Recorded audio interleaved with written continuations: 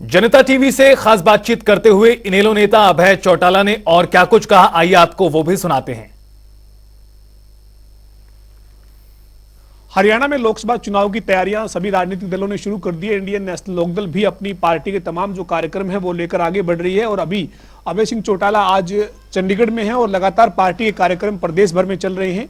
लोकसभा चुनाव को लेकर और उसके बाद होने वाले विधानसभा चुनाव की क्या तैयारी है इंडियन नेशनल लोकदल की, और साथ ही आगामी दिनों में जो हरियाणा का बजट सत्र शुरू हो रहा है उसमें इनेलो किन किन मुद्दों पर सरकार से सवाल पूछेगी, तमाम मुद्दों पर बातचीत करेंगे। अभय सिंह चौटाला सर, आज आप पार्टी के तमाम पदाधिकारियों के साथ हैं और लगातार फील्ड में भी आपकी पार्टी नजर आ रही है, तो लोकसभा की जो तैयारी है सर चुनाव की, वो किस रूप में चल रही है आपकी? हम है ना बहुत जल्दी अपने पार्टी के प्रत्याशी जो है उनको मैदान में उतारेंगे जी। और जी। बाकी लोग तो क्या कर रहे हैं मुझे पता नहीं जी। लेकिन हमारा फैसला है कि हम 10 की 10 सीट पर लड़ेंगे जी। और मैं औरों की तरह दावे तो बड़े नहीं करता जी। लेकिन जब नतीजे आएंगे तो आप सभी में कहेंगे कि हमें उम्मीद नहीं थी कि इस तरह के नतीजे भी आ सकते हैं। जी सर, ये जो बसपा के साथ गठबंधन की चर्चा चल रही है या किसी और दल के साथ भी इंडियन नेशनल लोकदल हरियाणा में लोकसभा के चुनाव में जा सकती है क्या? क्योंकि जो INDI गठबंधन है उसको लेकर भूपेंद्र सिंह हुड्डा ने चंडीगढ़ में थोड़ी देर पहले ये कहा है कि हमें किसी की जरूरत नहीं है, हम तो 10 की 10 कांग्रेस अकेले लड़ लेंगे। लेकिन इंडियन नेशनल लोकदल सर बसपा के साथ कोई समीकरण बना सकते हैं, चूंकि आपका पहले भी बसपा के साथ एक बार गठबंधन रहा है सर? उस हुड्डा से है तो पूछो आप भी तू किस हैसियत के साथ ये सब बातें कहता है, और तेरे पास कौन चल के आया आज तक?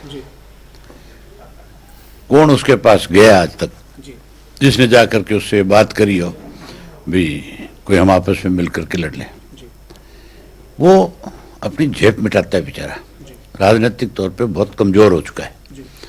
ईडी का डर उसको बहुत सता रहा है, बहुत परेशान है अंदर से। आपने देखा नहीं, जब भी सेशन आता है इस सेशन में फिर देखना भाजपा की भाषा बोलता है और कहीं भाजपा की भाषा बोल करके अपने आप को बचाने का प्रयास करता है। लेकिन प्रदेश की जनता बहुत अच्छे से जान चुकी है कि ये लोग स्वार्थी हैं, इन्हें सबक सिखाना है। जो 20 तारीख से बजट सत्र शुरू हो रहा है सर, उसमें क्या मुद्दे रहेंगे? हालांकि तमाम जो पीछे के सत्र रहे हैं उसमें आपने अनेक मुद्दे उठाए, लेकिन इस बार खासतौर पर प्रदेश की वित्तीय स्थिति को लेकर बजट सत्र में आप किस तरीके से प्रदेश की सरकार से किन किन सवालों पर जवाब लेंगे सर? लूट के खा गए प्रदेश को। पिछले 4 वर्षों में बजट का सारा पैसा इन्होंने अपनी जेब में डाल लिया। किसान को कमजोर करने के लिए, किसान को कैसे कमजोर किया जाए, इसके लिए रोज नई योजनाएं बनती है। जहां किसान की मदद होनी चाहिए उस पैसे को ये लोग खा रहे हैं। ताजा उदाहरण है कोऑपरेटिव का। 2 जिलों में 100 करोड़ रुपए पकड़े गए, जो सरकारी पैसा था कुछ अधिकारियों के जिम्मे लगा करके कहीं अपनी जान बचाना चाहते हैं। अधिकारी नहीं, इसमें और बहुत बड़े लोग शामिल होंगे। इसमें मान के चलो राजनीतिक लोगों के संरक्षण के बिना, राजनीतिक लोगों के बिना इस तरह के घोटाले नहीं हो सकते। इसकी जांच होनी चाहिए।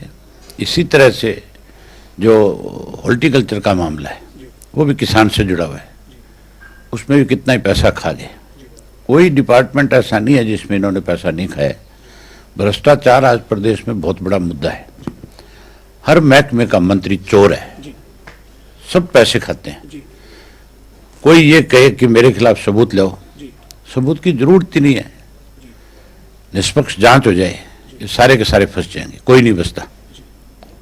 अंतिम सवाल है सर मेरा आपसे, ये जो आपकी पार्टी के इन दिनों आपने जो प्रचार में आप जा रहे हैं, मैदान में आप जा रहे हैं, तो आप कई तरह के वायदे कर रहे हैं। आप कह रहे हैं कि हरियाणा के युवाओं को ही रोजगार मिले, ये सुनिश्चित किया जाएगा।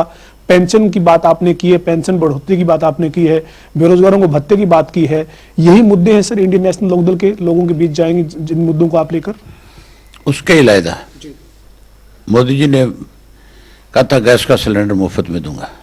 ये राजस्थान में जब चुनाव थे, छत्तीसगढ़ के चुनाव थे, मध्य प्रदेश के चुनाव थे, कांग्रेस भाजपा के अलग अलग वायदे थे। हमारी स्टेट में अलग चीज, उन स्टेटों में अलग चीज। कहते हैं हम राष्ट्रीय पार्टी हैं, कहाँ है राष्ट्रीय पार्टी? अक्षत्रिय पार्टी ही लोगों की भलाई के लिए काम कर सकती है, इसीलिए रीजनल पार्टियां बनती है, लोगों का विश्वास उन पर बढ़ता है। हम महिलाओं को गैस का सिलेंडर मुफ्त में देंगे, 1100 रुपये रसोई खर्च का भी साथ में देंगे ताकि उसका काम बढ़िया चल सके। बच्चों को रोजगार देंगे, सुनिश्चित करेंगे कि हरियाणा के बच्चों को ही रोजगार मिले। हम ये नहीं कहते कि बाहर के बच्चों की अनदेखी हो।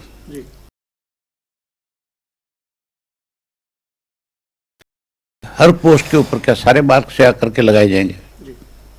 हम अपनी स्टेट के बच्चों को सबसे आगे रखेंगे। जो बच्चे रोजगार नहीं पा सकेंगे उन्हें 21,000 रुपया बेरोजगारी भत्ता देंगे। बुढ़ापा पेंशन 7500 करेंगे। 21,000 रुपए? महंगाई बढ़ गई कि नहीं बढ़ गई? ये बेरोजगारी भत्ता, हर चीज महंगी होती जा रही है। इतनी तनख्वाह किसान नहीं को मिल रही कमजोर हमारे करने यहाँ के लिए लोगों को। खाद के थैले जो है उनका वेट कम कर दिया जाता है। अब की बार फिर 5 किलो यूरिया कम कर दिया, रेट बढ़ा देते हैं। इसलिए हम इन सब चीज़ों को ध्यान में रख करके अपना जो है मैनिफेस्टो देंगे, और ऐसा मैनिफेस्टो देंगे जिससे हर व्यक्ति हमारे पे विश्वास भरोसा करेगा और हमारी सरकार बनाएगा। बहुत शुक्रिया सर। हमारे साथ इनेलो के नेता अभय सिंह चौटाला थे, जिन्होंने तमाम मुद्दों पर बातचीत की, खासतौर पर लोकसभा चुनाव को लेकर पार्टी की जो चुनावी रणनीति है उसकी उन्होंने बात की है। उनका ये कहना है कि 10 की 10 सीट पर इनेलो मजबूती के साथ चुनाव लड़ेगी। वीडियो जर्नलिस्ट विजेंद्र सिंह के साथ पवन सिंह और जनता टीवी, चंडीगढ़।